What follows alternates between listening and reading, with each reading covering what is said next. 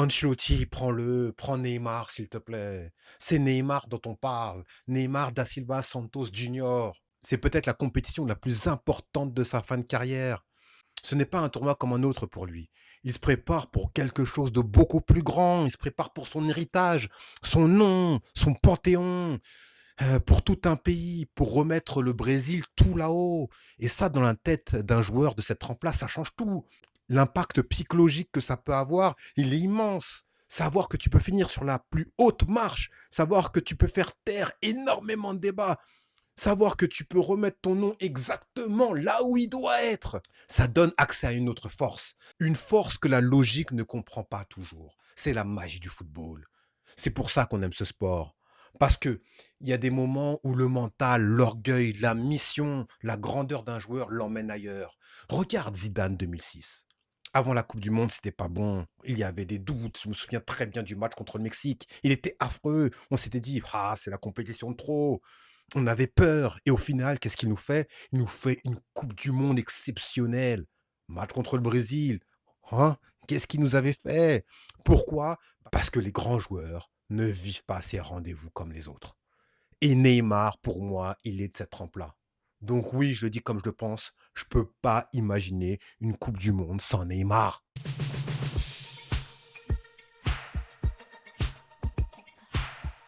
Voilà, c'était le cri du cœur. Je pense que Ancelotti, qui a 1 milliard de fois plus d'expérience que moi, c'est déjà tout ce que je viens de dire. Il sait qui est Neymar, il sait ce que son nom représente, il sait ce que ça peut apporter à un groupe, à un pays, à une coupe du monde. Mais, son vrai enjeu, quand on y réfléchit, il est beaucoup plus grand que ça. Parce qu'il doit arbitrer entre la foi dans la magie du football dont tout le monde aime bien parler, pour, la poésie et cetera. Mais quand il faut critiquer, on oublie ça et on parle que de garanties sportives, les plus solides. Donc il sait que s'il prend Neymar et que ça tourne mal, on lui dira: «Il y avait trop de signes, trop de doutes, trop d'alertes». Ouais. Il sait aussi que s'il ne le prend pas, ce sera plus facile à défendre parce qu'il pourra toujours dire qu'il a suivi la logique sportive du moment. Donc au fond, son dilemme, il est là. Est-ce qu'il choisit la décision la plus rationnelle ou est-ce qu'il laisse place à l'idée qu'un joueur comme Neymar peut faire encore basculer quelque chose que la logique pure ne mesure pas totalement? Et c'est ça qu'on va essayer de comprendre dans cette vidéo. Parce qu'aujourd'hui, si on regarde froidement la situation, tout indique plutôt que Ancelotti ne va pas le prendre. Et franchement, sportivement, c'est pas absurde. Le problème avec Neymar aujourd'hui, c'est pas le foot, c'est pas son talent, c'est pas l'expérience, on le sait. Le problème, c'est la garantie. Est-ce que son corps peut tenir? Et est-ce qu'il peut enchaîner tous les 3, 4 jours dans une compétition où chaque match t'use mentalement et physiquement? Est-ce qu'il peut supporter le rythme, les chocs, la répétition, l'intensité? Est-ce que, Ancelotti peut se permettre de prendre un joueur dont il sait qu'au moment le plus important, il y a un vrai risque que son corps ne suive pas? Et là, c'est pas un manque de respect, c'est juste la réalité du très haut niveau. Une coupe du monde, c'est pas un hommage, c'est pas une récompense de carrière. Tu ne prends pas un joueur pour ce qu'il a représenté. Tu le prends pour ce qu'il peut t'aider à gagner aujourd'hui. Donc si Ancelotti regarde uniquement la forme du moment, uniquement la condition physique, uniquement, la fiabilité, la logique va plutôt dans le sens d'un an. Et ce non, encore une fois, il peut se défendre. Mais malgré ça, Neymar reste un cas à part. Parce que dans une coupe du monde, tout ne se joue pas uniquement dans les jambes. Beaucoup de choses se passent dans la tête. La pression, la peur, la tension des grands rendez-vous, la manière dont un groupe vit l'événement, la manière dont certains joueurs respirent mieux quand il y a à côté d'eux une figure immense qui absorbe une partie de l'attention. Et Neymar, rien que par son nom, peut apporter ça. Il peut servir de paratonnerre, il peut détourner une partie de la pression, il peut rappeler à tout le monde ce que représente une coupe du monde avec le Brésil. Donc oui, sportivement, les garanties ne sont pas les mêmes, mais mentalement, symboliquement, collectivement, Neymar peut encore apporter énormément. Et c'est justement pour ça que le dossier devient compliqué.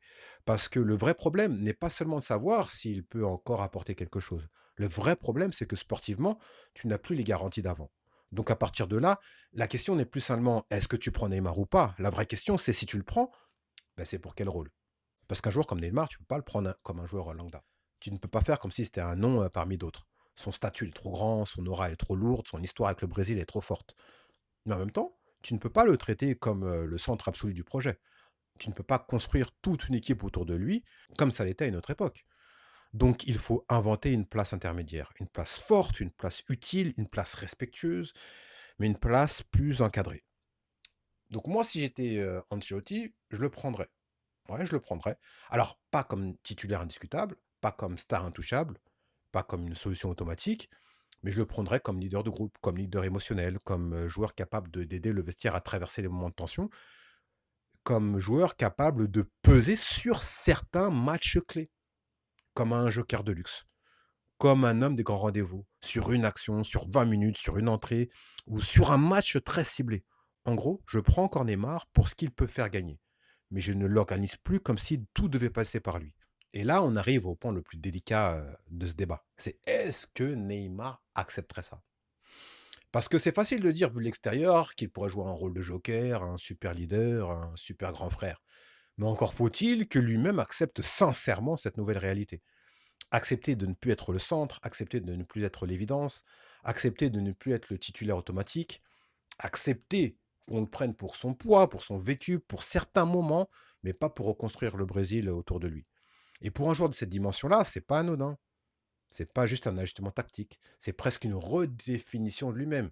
Et quand on sait que le psychologique et ce qui se passe dans la tête énormément, donc pour moi, si Ancelotti veut vraiment le prendre, il faut une discussion extrêmement claire entre les deux. En mode, voilà la réalité, voilà où tu en es physiquement, voilà ce que tu peux encore apporter, voilà ce que je veux faire de toi, voilà ce que je ne peux pas te garantir. Et à partir de là, si une fois qu'ils sont d'accord, préparer la communication. Parce que la communication, elle sera essentielle.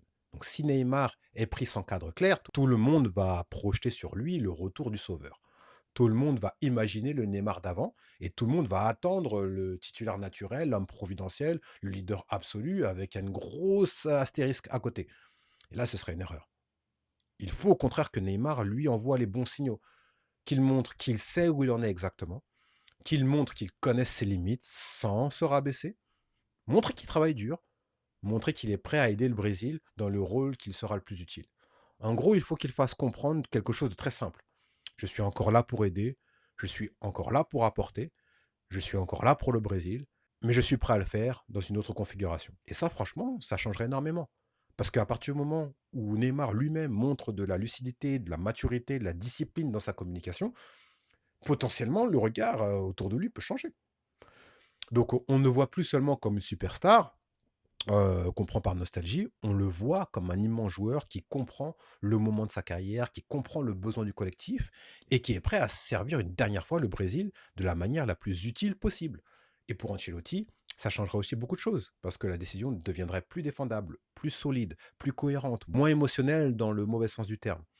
Parce qu'encore une fois, ce n'est pas qu'une question de football, c'est une question de gestion de symboles.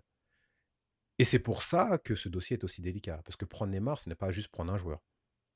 C'est prendre tout ce que son nom emmène avec lui. L'espoir, la pression, les fantasmes, les attentes, les comparaisons, les doutes, le passé, le poids de l'histoire. J'aurais pu être un freestyler de tout. Donc oui, le dossier est lourd. Dossier compliqué. Oui, il y a des vraies raisons sportives de ne pas le prendre, mais malgré tout, ma position reste la même. Moi, je le prends